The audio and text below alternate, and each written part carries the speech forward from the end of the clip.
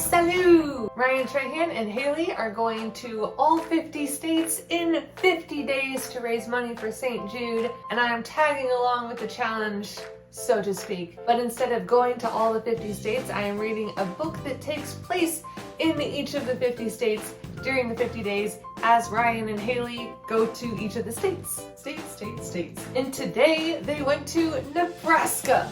I have no idea what route Ryan is taking. I thought I knew where he was going, and he's just proven me wrong. I have no clue where he's going next, but this is about Nebraska.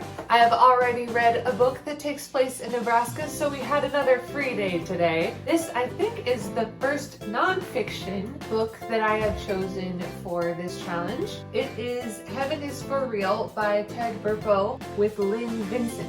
I read this book earlier this year. The family lives in Nebraska. Before I talk more about this book, we're gonna go thrifting. Let's go.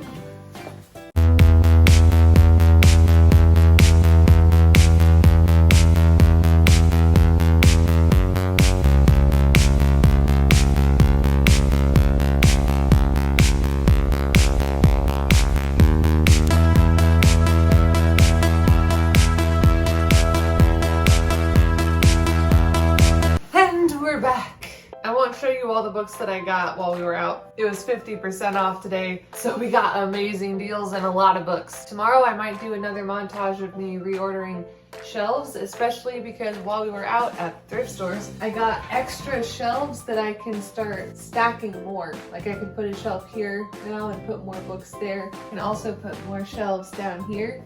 So I might give y'all another time lapse tomorrow of me reorganizing a lot of my shelves. But we have finished another state unlocked. Woo! New state unlocked!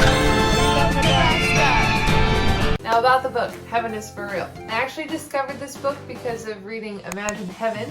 I heard Sadie Robertson talk about Imagine Heaven on her Whoa That's Good podcast, and my mom got the ebook for it, so we started reading it. I started reading it.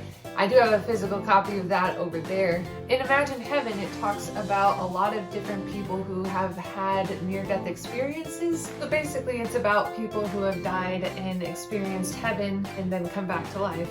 One of the stories shared in Imagine Heaven was Heaven is for Real, which is about Colton Burpo and his experience in heaven. He was about 4 when he had appendicitis, and there were a lot of problems, and that's when he had the experience of heaven. Colton didn't start talking about it until a little while after it happened.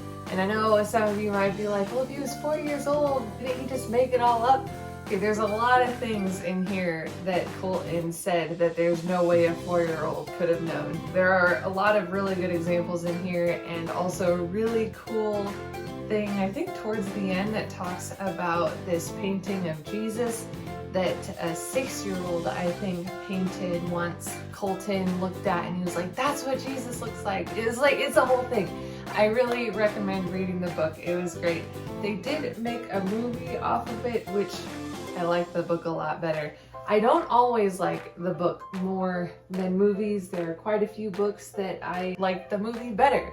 Lion, the Witch, and the Wardrobe is actually one. But there are a lot of other ones. This one, though, I would just read the book. As far as what I actually read today, I think I mainly just listened to the Boxcar Children Iowa book. I can't recall actually reading anything, just listening to the audiobook. And I really have no idea where Ryan and Haley are going tomorrow. If it's Iowa, I only have about 40 minutes left on the audiobook. If it's South Dakota, I'ma be hurting. Kansas, covered. Oklahoma, pretty sure I got it covered. Missouri, covered. So really the only dangerous state is South Dakota. Iowa will be fine.